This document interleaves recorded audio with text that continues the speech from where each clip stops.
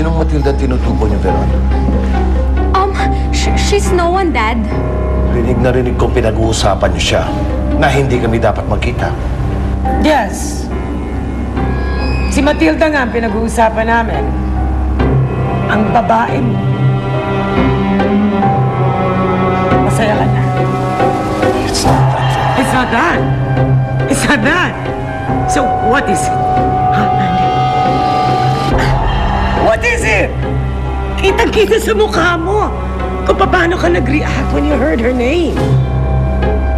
Hindi ka na nahiya na ipakita sa amin ng anak mo kung ano talaga ang nararamdaman mo nung narinig mo ang pangalan niya. Huh? How dare you?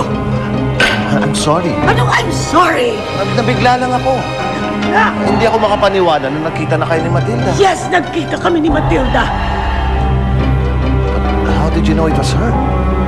Because she spoke your name. Binanggit niya ang pangalan mo. I was just too emotional. I couldn't even walk up to her. It hurt so much, Andy. It hurt so much.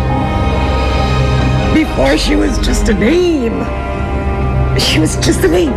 Now, she's real. Totoong-totoo na siya. She's real. And I can't handle this. I can't handle this, Andy!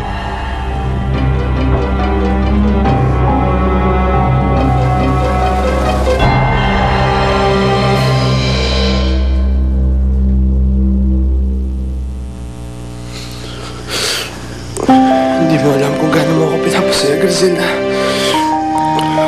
Akala ko wala na ako sa puso mo. Mula noon hanggang ngayon, walang nagbago sa nararamdaman ko para sa'yo, Eric. Ngayong malinaw na ang lahat, hindi ko na palalagpasin ang pagkakataong to. Griselda, magpakasal na tayo.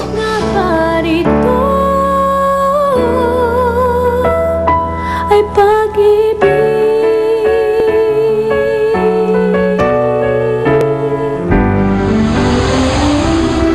Sino ang pinakamakapangyarihan sa lahat? Kayo po!